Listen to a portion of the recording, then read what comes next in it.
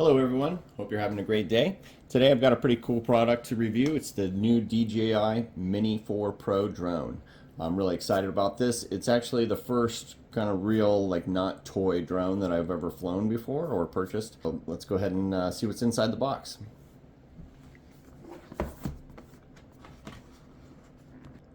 Everything's packed neatly into this shoulder bag. It appears to be somewhat waterproof. It's nice and padded. The whole thing is not too heavy. It's got a shoulder strap. Inside,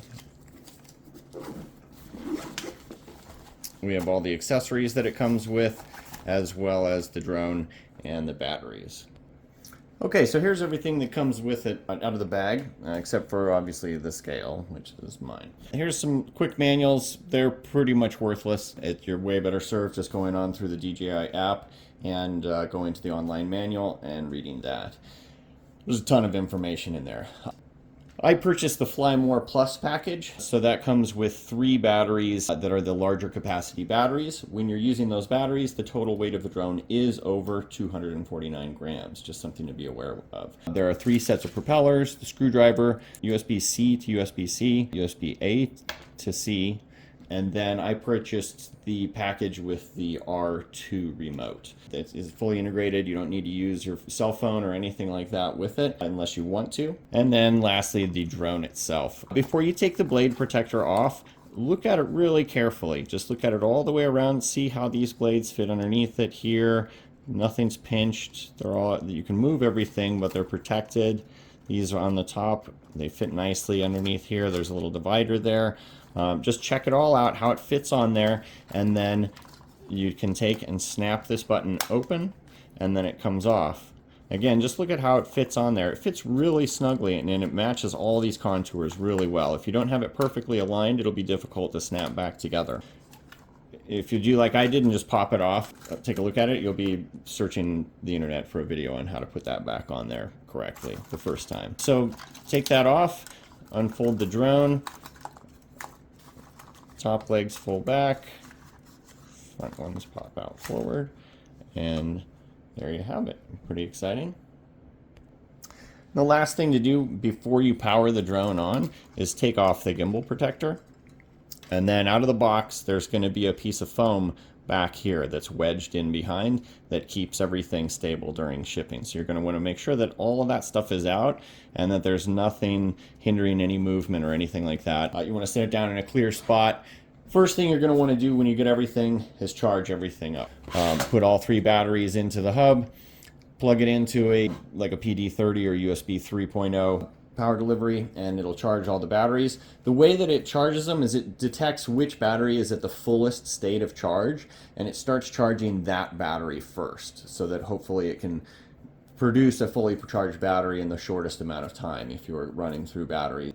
So just keep that in mind. It doesn't charge them all at once. It does them in series, so it will take a while for it to get fully charged. You can connect the remote to the output here. That's what the USB A to C cord is for. You just match them together, and then it will do the same thing. If the remote is the most depleted battery, it will be the last thing to charge. After all the batteries, then it will start charging your remote. So if you're in a hurry, you'll want to plug these in separately so they can both charge at their own pace. You will need to purchase a micro SD card.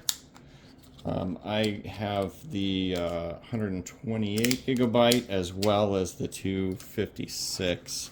That pops in here nicely right here on the back. It's easily accessible. You don't have to open anything. You can access both of these while the drone is completely folded up. You cannot take the battery out while the drone is folded up. When you want to access the files on the drone, you can pop out the SD card, of course, and put it into a card reader on your computer, but you can also plug a USB-C in here and plug it directly into your computer's USB port and transfer without powering on the drone. So it doesn't have to have a battery in it or anything like that. You can access everything. It does have an internal memory on it, a couple gigabytes, I believe.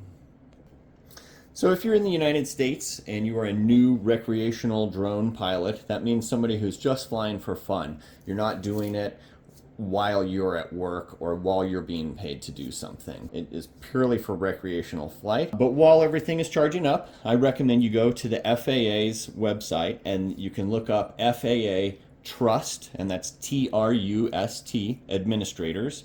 Go to that link.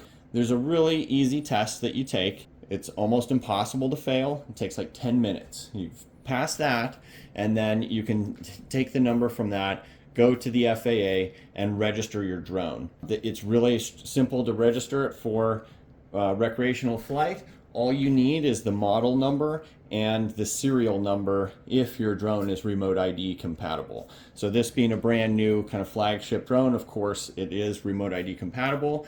The whole process was really straightforward. And really what it does is it makes sure that you're just going to be flying safe. They lay down some basic ground rules so that you're not going to hurt anyone or anything. And then also, if you are approached by someone, perhaps law enforcement or something like that, because you got a call, then some neighbor thinks you're spying on them or whatever, because you're just out in the park flying your drone around, you need to be able to have that trust card printed out, as well as your FAA recreational drone card printed out as well, so that you can show those to someone and say, look, I'm operating legally and I'm just out here having fun and I'm not in a restricted airspace or anything like that. There's a slew of apps and all kinds of other things, and I might address some of those in a later video. All right, the last thing that I purchased, because I did the Fly More Plus package, I decided to get one of the regular batteries. This one, you can tell it says right on it, ultralight 249, whereas the Fly More Plus batteries, they don't have any marking or anything on them. The reason that I purchased one of these additionally is not because I care about like the drone registration and things like that and the weight, but I just wanted to see if there was a significant difference in handling and performance using the lighter weight battery versus the heavier one. I'm going to throw these on the scale right now just so you can see. The Fly More Plus battery is 120 grams and the regular ultralight battery is 78 grams. So this is, it's getting close to twice as heavy as this one. So it's a pretty significant difference. It does give you a slightly longer flight time, but it is significantly heavier. So the weight of the drone with the Fly More Plus battery in there, we're at 293 grams. I'm not going to go too in-depth in the features of the drone today. I'm going to do that in a different video, just in the interest of hopefully keeping this one reasonably short. This does have full object avoidance, front, top, bottom, everything. The camera gimbal, there's a button on the back of the remote. You can click it to make the camera point straight down for coming into landing or viewing things up above. The camera also rotates at a 90-degree angle so that you can do portrait orientation shooting at full resolution. It has 3 modes, the cinematic, normal, and sport. Cinematic is nice and smooth, very slow. You can get good shots with it. Normal is a little bit higher performance. If you're not careful while you're flying, your movements can be kind of jerky and it throws things off. And then sport mode obviously is for high speed and moving around, tracking objects, things like that. When you release the control sticks, it's really nice. It drops right into a hover, completely stops whatever it's doing. The last 2 accessories that I purchased just right off the bat is a screen protector for the remote itself, and then I did get a set of filters. Filters, they are used when you're in varying light conditions to prevent overexposure. So you can see some of these dark ones, you almost can't even see through them. The reason I purchased this set and not the one from DJI is that this one had just a basic UV filter. So if you used to have a nice camera, or you still do, or anything like that, you know that on the end of your lenses you usually put on a UV filter. And the reason for that is not necessarily for filtering much. It's more just almost like a lens protector, so that you've got one layer of defense between whatever's trying to poke into your lens and your lens. And these are really easy to switch on and off. You just push them on, rotate them slightly on until it clicks in place. Okay, and now that's on there. My lens is somewhat protected. I'm not planning on crashing. The last accessory that I purchased, which you can't see, is the DJI care package. It's like their insurance. It insures you against crashes, flyaways, damage to your drone, all kinds of things like that. You have the option to purchase it when you first are registering your remote and registering the drone, which is a pretty painless automatic process. You just hook your remote up to your Wi-Fi network. It automatically updates the firmware, all that stuff. Which is another thing to note. Don't think that you're just going to be able to charge everything up and run out the door and start flying, because it does take, it took about a half an hour, I think, maybe, to fully update the firmware in everything and reboot and get everything synced. Just one thing to be aware of when you're getting everything out of the box and you're really excited to go fly it. There is a little bit of setup, and you have to do it. Both the drone and the remote power on by doing a short click and then a hold until the bar goes all the way across. Same thing to turn it off. You do a short click and then you hold until the light bar powers all the way down. It does have a cooling fan. There's 2 buttons on the back. Storage for the gimbals on there. Your video record, your screenshot.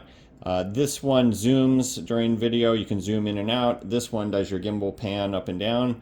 This button, I have it set to make the camera point straight down. You can program all of these buttons back here to do different things. You can even program it so that when you're doing combinations of buttons, it does another function.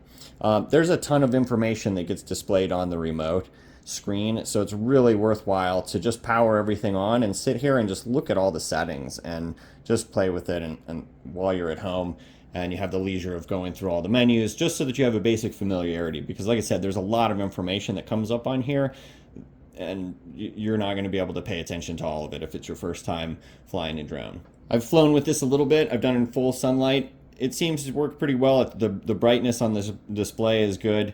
You can always kind of orient your body so that you're shading it if you need to. All right, I think that about wraps it up. I'm going to be shooting some other videos on some accessories that I purchased for this.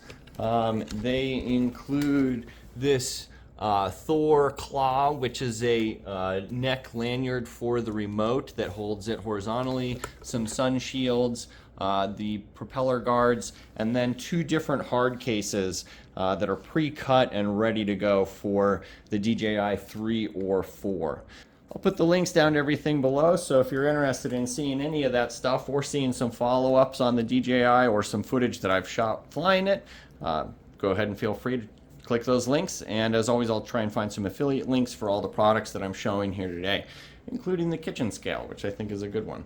So thanks very much for watching. I appreciate it, and I hope you have a good rest of your day.